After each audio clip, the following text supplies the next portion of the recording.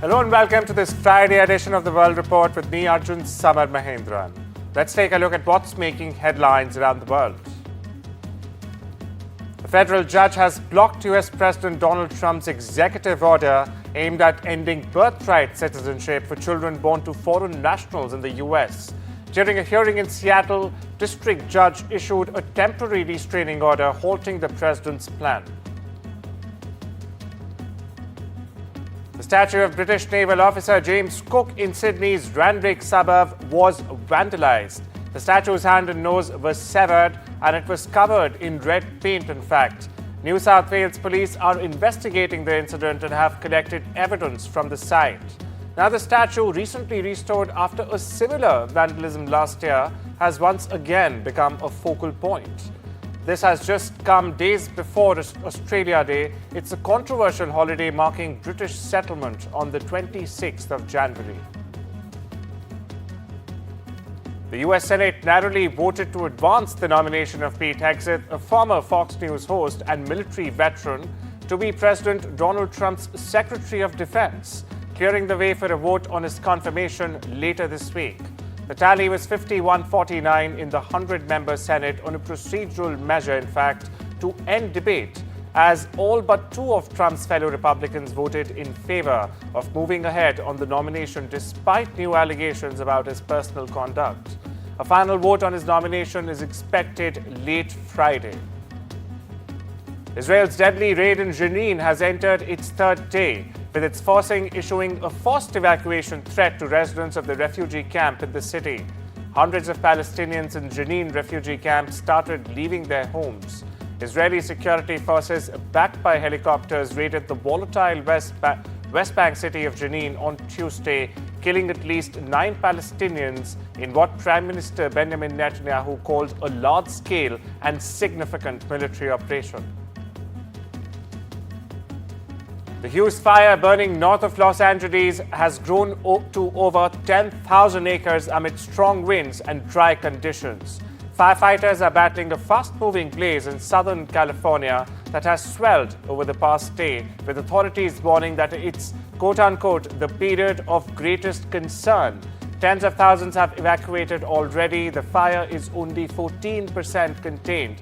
Yes, it's only 14% contained, and crews face additional challenges from Santa Ana winds reaching up to 65 miles per hour. Two other major fires, the Palisades and the Eaton, are also threatening nearby areas. Meanwhile, rain is forecast over the weekend, offering potential relief for firefighters and residents. California will spend $2.5 billion to help the Los Angeles area recover from the recent deadly wildfires under a relief package approved Thursday by state lawmakers. Now, both Democrats and Republicans supported the bills, and Democrat Governor Gavin Newsom signed the package. Listen in. California Governor. I want to thank the Speaker and the Pro Tem for their fierce sense of urgency to move this forward, to the budget chairs that are here. I want to thank them. I want to thank everybody that cleared the deck, didn't play politics with this, that recognized that people are in need. And as the pastor reminded me and others the other day when we had a faith meeting, people feel helpless, but not everybody feels hopeless. And I think this is about distilling a sense of hopefulness. This money will be made available immediately, $2.5 billion, as was said by the Speaker, for ongoing operations and disaster recovery, debris removal, work on logistics, and traffic management, address all the myriad of issues that we're facing in real time. In a significant development, the International Criminal Court, or the ICC, has sought arrest warrants for 2 senior Taliban leaders in Afghanistan. It is accusing them of crimes against humanity related to the persecution of women and especially girls. The ICC prosecutor has applied for, in fact, warrants for Hibatullah, the supreme spiritual leader of the Taliban, and Abdul Hakim Haqqani, the chief justice in the country. Both men are accused of being responsible for discriminating against women and girls across the country since the Taliban took control in 2021. Now, this includes severe restrictions on education, employment, and even the freedom of movement. The ICC will now review the request, and a decision from a 3-judge panel is expected within the next few months. Listen in to ICC prosecutor. After a thorough investigation, and on the basis of evidence collected, my office submits that there are reasonable grounds to believe that the supreme leader of the Taliban, Hibatullah Akhundzada, and the Chief Justice of the so-called Islamic Emirate of Afghanistan, Abdul Hakim Haqqani, bear criminal responsibility for the crime against humanity of persecution on gender grounds under Article 71H of the Rome Statute. Thousands of Mexicans took to the streets to protest the killing of 2 children in an attempted carjacking in Mexico's troubled northwestern state of Sinaloa. Mothers and children were among those calling for an end to months of cartel violence that has at times closed schools and businesses in the state capital, Culiacan. A small group of protesters forced their way into the offices of Sinaloa Governor Ruben Roca, thrashing them and demanding his resignation. Now, Roca is a close ally of former President Andrés Manuel López Obrador, has been unable to control his state's violence despite the deployment of additional troops. Over in West Asia, Hezbollah has warned against any delays, demanding full compliance with the ceasefire agreement. This as Israel's 60-day deadline to withdraw from the Lebanese territory approaches its end. In a statement, the armed group has stressed that the withdrawal must be completed without quote-unquote exceptions. In response to reports that Israel might seek to extend its presence in Lebanon, Hezbollah has urged the Lebanese government to in fact press the agreement sponsors to ensure the deadline is met. It called for close monitoring of the final phase of the pullout, the full deployment of the Lebanese army, and the swift return of displaced residents. US President Donald Trump has warned the world's political and business leaders gathered in Davos to manufacture in the US or face tariffs. Trump threatened widespread tariffs on foreign goods and said the OPEC is partly to blame for the ongoing war between Russia and Ukraine. This was during an address to the attendees at the World Economic Forum in Davos, Switzerland. Listen in. My message to every business in the world is very simple. Come make your product in America, and we will give you among the lowest taxes of any nation on earth. We're bringing them down very substantially, even from the original Trump tax cuts. But if you don't make your product in America, which is your prerogative, then very simply you will have to pay a tariff, differing amounts, but a tariff which will direct hundreds of billions of dollars and even trillions of dollars into our treasury to strengthen our economy and pay down debt. India's Foreign Secretary Vikram Misri is set to travel to Beijing on the 26th and the 27th of January to resume bilateral talks with China. Now, this comes following the disengagement at the India-China border. The visit will mark the first Foreign Secretary-level meeting between the two nations since the 2020 border standoff.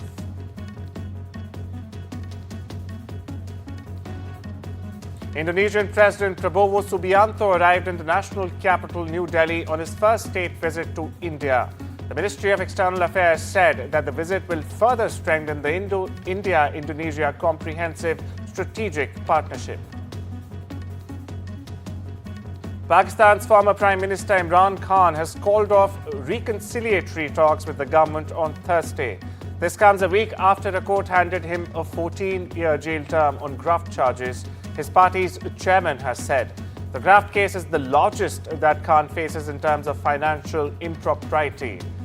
Khan has called off negotiations, the party's chairman told local media. A teenager who killed 3 girls and wounded in fact 10 others in a knife attack at a dance studio in England's Southport has been sentenced to life in prison. Axel Ruda Kubana, now 18, must serve at least 52 years in prison before being eligible for even a parole.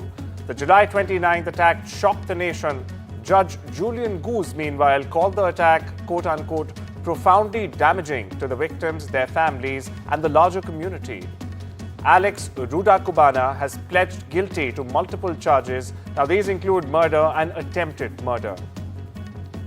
US Vice President, in fact, J.D. Vance swears in John Ratcliffe as the new director of the Central Intelligence Agency, or the CIA, as it's popularly known.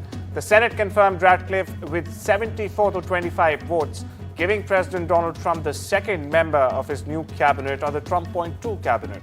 Ratcliffe is the director of national intelligence during Trump's first term and is the first person, in fact, to have held that position and the top post at the CIA, the nation's premier spy agency. The Texas Republican is a former federal prosecutor who emerged as a fierce Trump defender while serving as a congressman during Trump's first impeachment trial. Take a listen. I'm thrilled to be joined, of course, by our incoming director of the Central Intelligence Agency, John Ratcliffe, as well as his lovely wife, Michelle. And I will say that John is a great patriot, a guy that has the trust of the president, and I think really believes deeply in the mission, first of all, of keeping Americans safe, but also doing it in a way that ensures that the American people have confidence in our national intelligence services. And both of those things really matter. 2 new wildfires are being reported in California's San Diego area. Now, this is near the US-Mexico border, in fact. A blaze was quickly spreading through the Otay mountain wilderness, home to the endangered quino, checker spot butterfly, and other unique species of animals. Further north, evacuations were ordered but were later lifted after a brush fire erupted in late afternoon in the wealthy enclave of La Jolla near the University of California, San Diego School of Medicine. South Carolina is under a red flag warning as we speak for critical fire risk through Friday. Although the ceasefire in Gaza has brought an influx of humanitarian aid and a rare respite from Israeli bombardment to the enclave, it has done little change to the miserable conditions endured by most of its 2 million people who are still displaced. The winter weather has compounded the hardships of those eking out an existence in the tattered tents and makeshift shelters. Heavy rains were flooding tents across the territory Thursday, leaving displaced Palestinians shivering in the cold. معنا صعبة كتير، يعني امبارح شتت علينا الدنيا والشادر كله وقع علينا والفراش كله تغرق مية والبنات كانوا نايمين، يعني الله سترهم الحمد لله مسكتهم بسرعة واضطرينا انه احنا ننام هنا في القرنة انا وبنات التنتين وجوزي. ضلينا طول الليل قاعدين من الليل للصبح واحنا خايفين انه نغرق بزيادة يعني. In Georgia's Newton County, a man has taken a flamethrower to the icy streets in front of his house. Officials across the south are still tallying up snowfall totals that could set new records in states like Florida, Savannah, Georgia. Savannah and Georgia, in fact, recorded 3 inches of snow, which is the most the city has seen since 1989 in almost 30 years. Brooke Woodall, a local resident, said that she witnessed 5 cars getting stuck on the hill in her neighborhood. Listen in. How many cars have gotten stuck on this hill so far? There was a 5th one this morning, but it has resolved itself. But yes, we've been watching them getting stuck all morning and doing exactly this. We saw many of them back up and turn around. We've seen golf carts go around. They're just sliding. What a mess. Any crashes of cars crashing into each other? One vehicle crashed, but it didn't hit another vehicle. It ping-ponged down the street, bounced the curbs, and then bounced back off. Well, it's time we slip into a short break. I'll see you on the other side.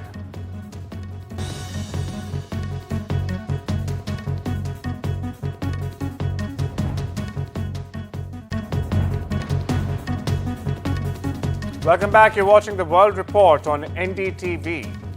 Billionaire Frank McCourt has expressed openness to partnering with other buyers for a bid to acquire TikTok's US operations. Speaking at the World Economic Forum in Davos, McCourt emphasized that while financing is not a challenge, maintaining control of the asset is crucial. He revealed that private equity firms and family offices have offered funding options, but noted that the next move depends on TikTok's parent company ByteDance and the Chinese government, in fact. Now, this comes as President Trump recently delayed enforcement of a ban on the app by 75 days. The Bank of Japan has raised interest rates to 0.5%, its highest level in 17 years, signaling confidence in stable inflation and wage growth. Now, the move comes amid heightened global economic vigilance following US President Donald Trump's inauguration and even reflects Japan's ongoing recovery from decades of deflation. Airline giant Boeing has warned of a massive $4 billion fourth quarter loss, nearly triple Wall Street's expectations. Now, this shortfall, driven by production issues, supply delays, and strikes, comes as the airline giant battles financial woes, having already lost $8 billion in 2024.